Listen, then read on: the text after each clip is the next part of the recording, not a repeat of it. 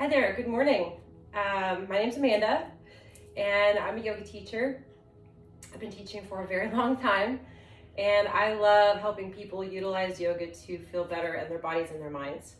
So today I wanted to just take you through one of the meditations that I do every day and offer you a simple meditation. You can do this 3 to 5 minutes a day. And then after we finish our meditation, we'll do just a gentle warm-up series. This will take all together not more than 10 minutes. So this is a great way to start your day with 3 minutes of meditation and then some functional stretching that'll help your body feel ready for a wonderful day. Okay, so if that sounds good, you can join me. And if you're curious and you're not sure you want to participate, it's only 10 minutes long, so you can just watch, take it all in, and decide later when you want to make the time to try it. Typically, when you want to start a practice, you need to have an area that's good for practicing, pretty free of disruptions, and the time to do that. So if you're new to this, you might need to pause this for a moment and go find an area where you can make that possible. Otherwise, if you don't have that area, that's okay. Just roll your mat out and do your best. So I got my setup here. First thing I want to do is find my way to a comfortable seated position. Everybody sits differently depending on how tight your hips are. So if this isn't comfortable for you, it's okay if your knees are up here. It's also okay if you need to put a cushion underneath your backside. So find your way to a seated position. Shrug your shoulders down and back, and then move your shoulders as far away from your ears as you can. Or think about lifting your head as far up off of your neck as you can. And then from there, you'll inhale through the nose, expanding the belly. And exhale through the mouth. And we'll do that 5 times.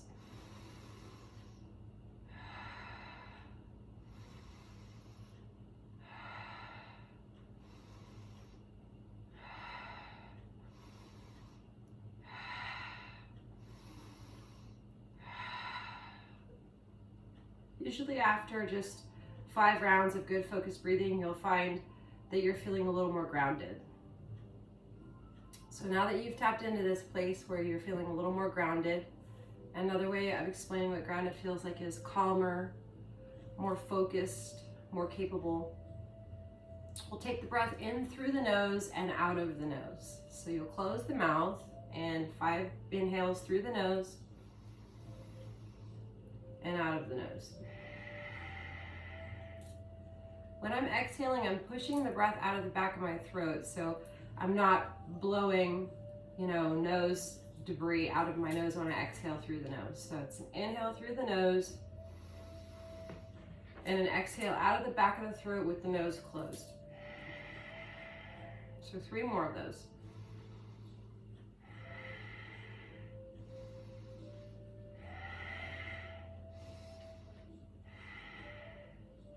Okay. Between these breathing exercises, do the thing that we did at the very beginning. Roll the shoulders down and back. Move the shoulders as far away from the ears and the neck as possible. And lift the head as far up off of the neck as you can. This is going to help you keep your lungs nice and open, your spine long. So now you get to pick either of those 2 breaths for 5 breaths. So this is what I like to call the yogi's choice.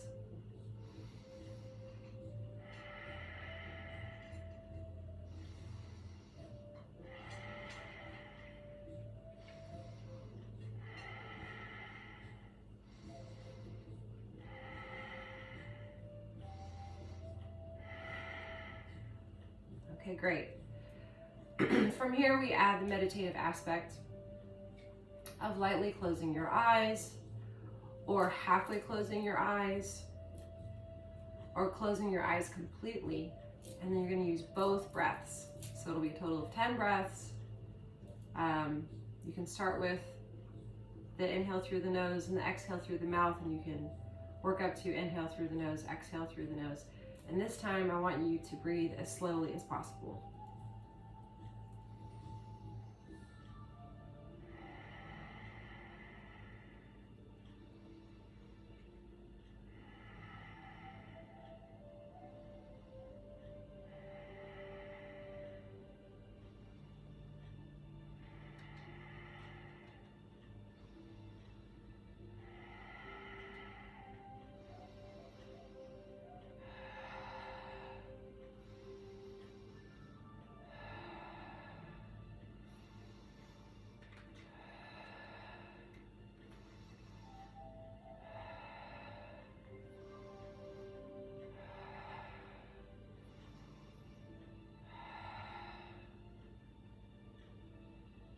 Believe it or not, we're around 3 minutes of breathing meditation, which is how I started my meditation practice. A couple of things I'd like to encourage you to accept. It's normal to feel distractions. It's normal to experience distractions. Ways to minimize distractions include removing the distraction or removing the distraction. So that's why I like closing my eyes. Meditation is also truly about turning inward so that you can cultivate a deep inner knowing. And so if you're comfortable closing the eyes, this will help expedite, speed up, enhance that idea of that inward experience. Lastly, if you're like, oh, I still can't do this, you can tap on your fingers as you're breathing. So let's try finger tapping. This is actually referred to as mudra or yoga of the hands. So take your thumb and tap to the index finger, the middle finger, the ring finger, the pinky finger. Tap, tap, tap, tap, tap, tap, tap. Okay, so wonderful. We've got this tapping down. So as you continue to tap, you can add the breathing. So roll the shoulders down and back. Between every set of breath exercises, I just like to check in on my posture. It's normal when you're sitting for a while to feel like you need to move. So if you need to move, you can. You can also change the cross of your legs. You can wiggle. It's not uncommon to not feel comfortable sitting like this. So adding movement is totally okay. So now that we've sort of checked in on the posture, shoulders are down, neck is long, head is lifted. We can inhale through the nose and tap. And exhale through the nose and tap. 1 second. Alexa, off. I didn't realize there was a commercial playing.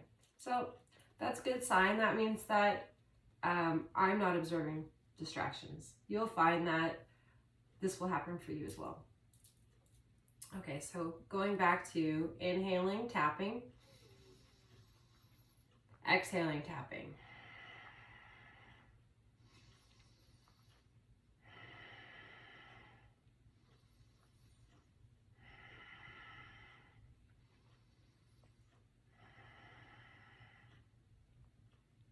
And we easily added another 30 seconds to a minute into your breath meditation. So now you put it all together and you practice 1 minute on your own.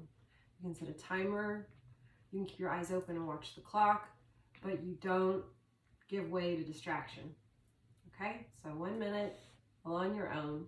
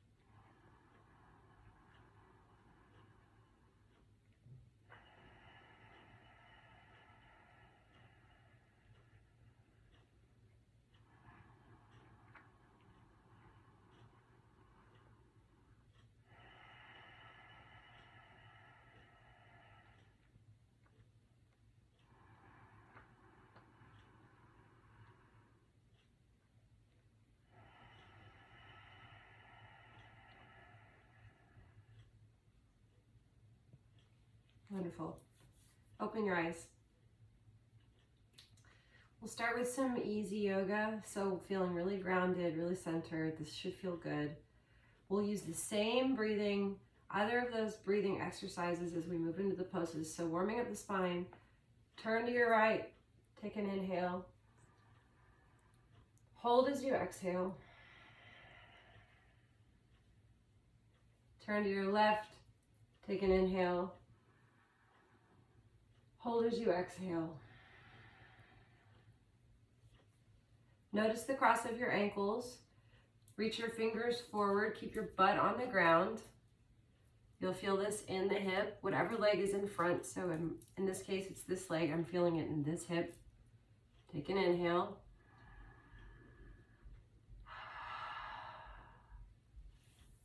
Change the cross of the legs. Do the same thing on the other side. Walk the fingers forward, keep the bottom on the ground. Take an inhale.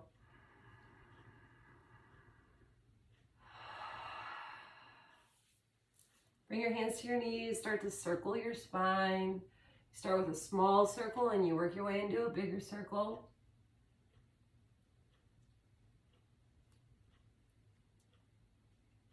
And go the other way. So I'm noticing probably what some of y'all are doing. When you're focused, you'll hold your breath. So you might have to add an actual movement linked with breath. So as you move forward, inhale. And as you move back, exhale. Or maybe you exhale as you move forward. And you inhale as you move back. And this is gonna just get wider and wider until you're feeling it in your hips, sides of your ribs, small part of your back. Great. From there, I want you to extend your right leg out. Keep your left leg folded in. Reach the arms up and reach for your toes. Now I'm pretty flexible because I do yoga every day.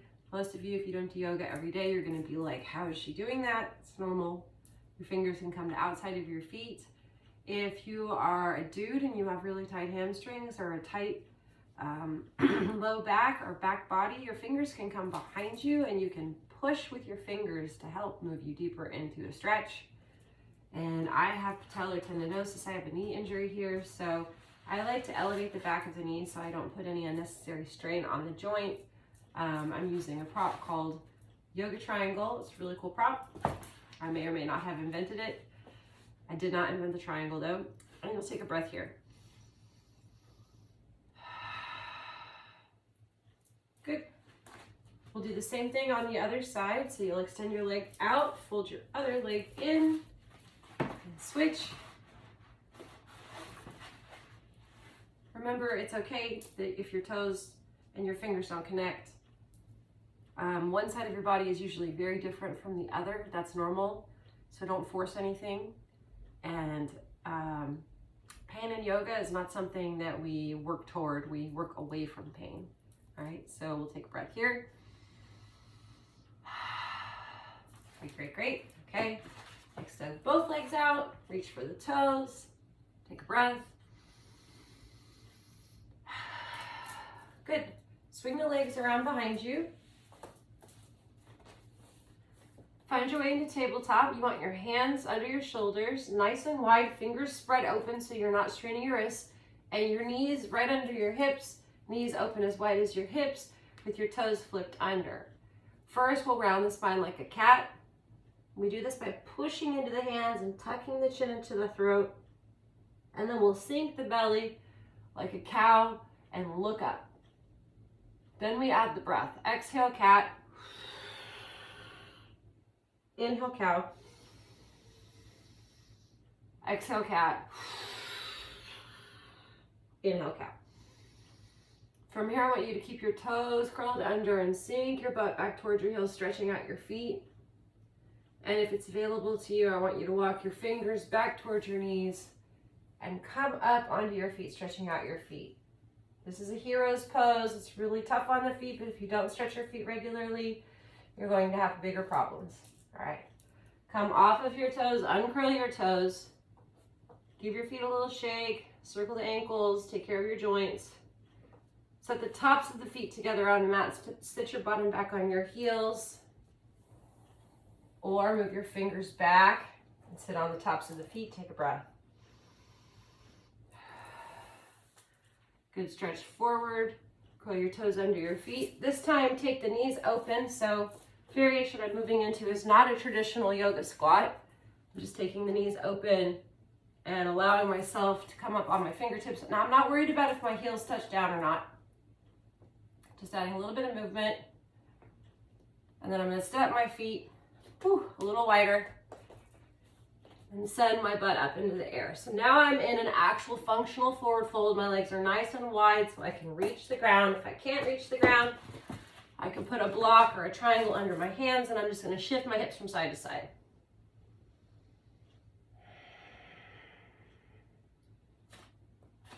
From there, I want you to walk your feet back into this position that everyone knows as in down dog. I call it inverted A shape or A shape pose.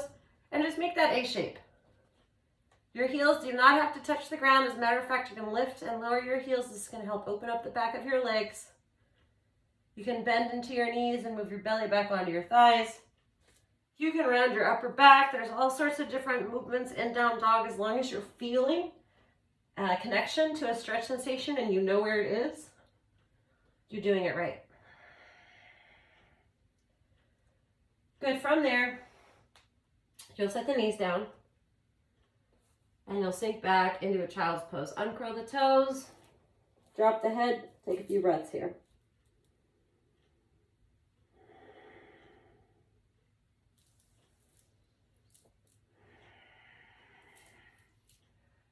Press out, find your hero's pose again, and then swing your legs out in front of you. Find your way, moving your bottom towards your heels and dropping down to one elbow and then another, and one shoulder and then another. That's the kindest way to come down if you want to keep your back happy. Take the knees into the chest, give them a squeeze, take a breath.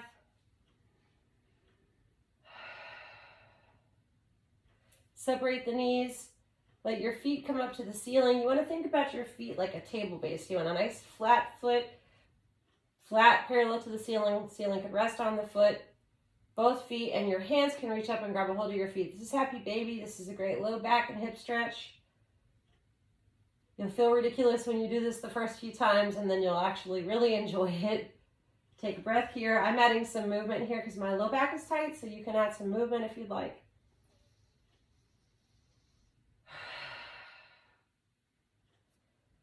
Release the knees, cross your right leg over your left leg and hug the knees into the chest. This is great for piriformis, sciatic nerve, and anything that feels sensitive, tender, in need of a stretch in this region here.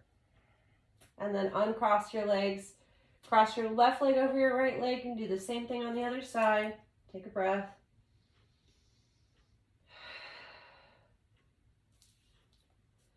Let your feet come together, let your knees drop open. Take a breath. Send your palms to the floor in a T shape, drop your knees to the right. Take a breath. Bring your feet back into butterfly. Drop your knees to the left. Take a breath. Roll onto your side and make your way up to seated.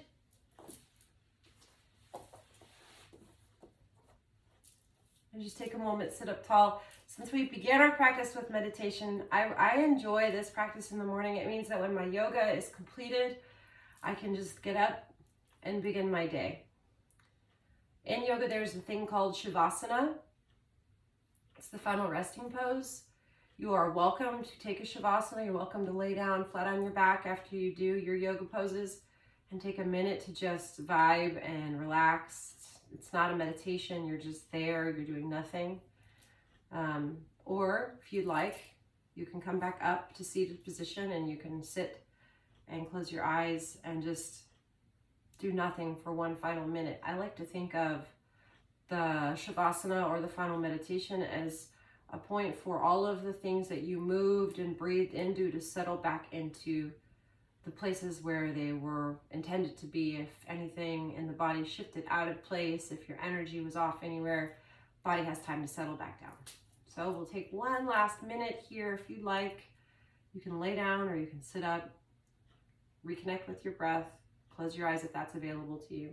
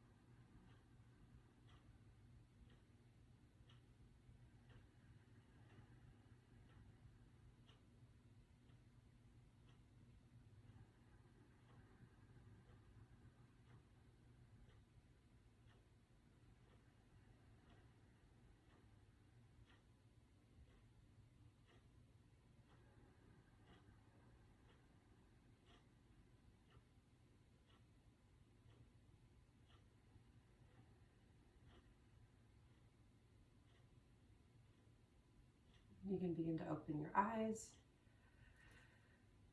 Take a moment, bring your awareness back to where you are. Tell yourself thank you. You can place your hand over your heart. Tell yourself thank you. And take a moment, extend your gratitude out to someone you care about. It's probably the easiest thing to focus on if you ever get distracted when you're practicing. All right, my name is Amanda. Like I said, thank you so much. I hope that you found this to be useful, helpful, and you feel inspired to begin a yoga or meditation practice. I love what I do and I'm here to help, so don't be shy and have a beautiful day.